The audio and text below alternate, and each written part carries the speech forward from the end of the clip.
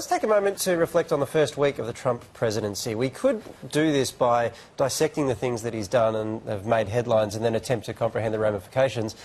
Or we could just list every single action that he's taken, because I think perhaps the enormity of that alone is quite remarkable.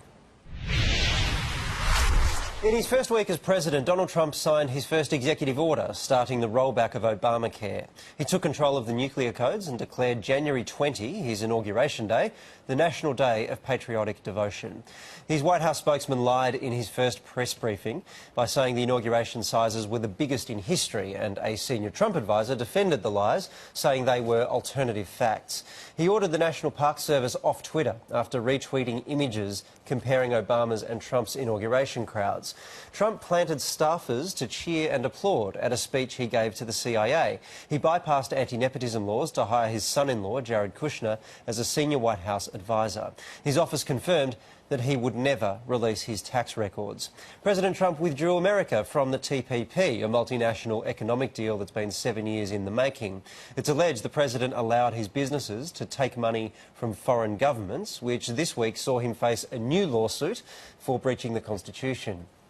The president repeated the claims that the election suffered from mass voter fraud, confirming that he would launch an investigation and claiming that 3 to 5 million votes were illegitimate. Specifically, he raised concerns about people being registered to vote in 2 different states. And while there is no evidence to suggest that voter fraud exists in the millions, this week it was revealed his White House spokesman, whom I mentioned earlier, is registered to vote in 2 states, as is the son-in-law that I mentioned. It was also revealed this week his youngest daughter, Tiffany, his White House strategist, Stephen Bannon, and his Treasury Secretary, Stephen Mnuchin, are all also registered to vote in 2 states. And he reinstated a global gag rule which cuts all US funding from international NGOs that offer and counsel women on abortion.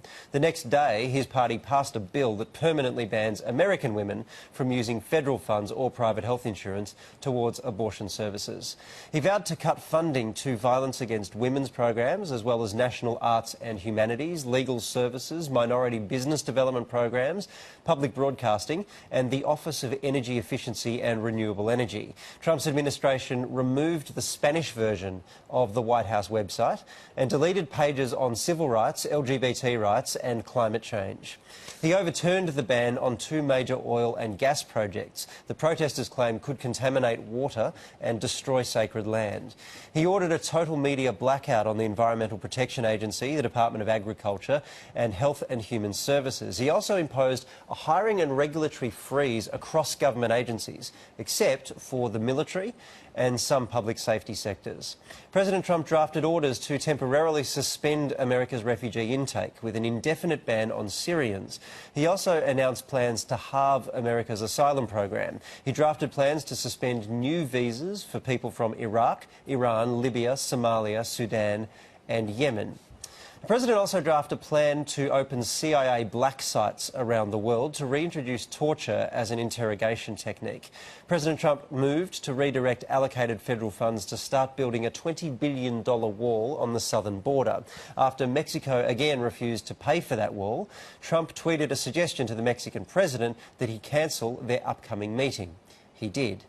Trump then flagged a 20% tax on imported Mexican goods in order to recoup the cost of the wall. President Trump announced that he will publish a weekly list of crimes committed by immigrants, and he stripped federal funds from US cities that provide sanctuary for illegal immigrants. He also laid the legal groundwork for mass deportation.